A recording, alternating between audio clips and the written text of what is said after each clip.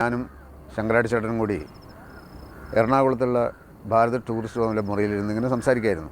കുറച്ച് കഴിഞ്ഞപ്പം ഹോട്ടലിൽ ഞങ്ങൾ ചായയൊക്കെ പറഞ്ഞു. അപ്പോഴാണ് ആലുവയിലുള്ള ഒരു നടൻ, കുറച്ച് തിരക്കേടില്ലാത്ത പ്രായമൊക്കെ ഉള്ള ഒരാളാണ്, അത്യാവശ്യം കുറച്ച് സിനിമകളിലൊക്കെ അഭിനയിച്ചിട്ടുണ്ട്. അപ്പോൾ ഒരു മര്യാദ എന്ന നിലയിൽ ഞങ്ങൾ ചോദിച്ചു കുറച്ച് ചായ കുടിക്കണമെന്ന്. ചായ കുടിക്കാൻ റെഡിയായി. ഞാൻ 4 കപ്പുകളിൽ ചായ ഒഴിച്ചു.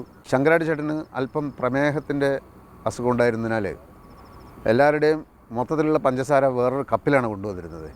ഞാൻ ശങ്കരാടി ചേട്ടനോട് ചോദിച്ചു, കുറച്ച് പഞ്ചസാര വേണോ? അയ്യോ, എനിക്ക് പഞ്ചസാര ഒട്ടും പറ്റില്ല എന്ന് പറഞ്ഞു. പിന്നെ ഞാൻ ആലുവക്കാരൻ നടനോട് ചോദിച്ചു, താങ്കൾക്കോ?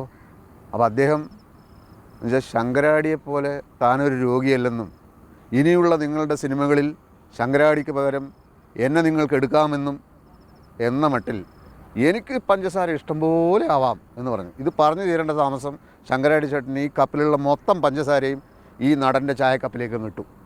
എന്നിട്ടൊന്നും സംഭവിക്കാത്ത പോലെ പുള്ളിയുടെ ചായ അങ്ങോട്ട് കുടിക്കാൻ തുടങ്ങി.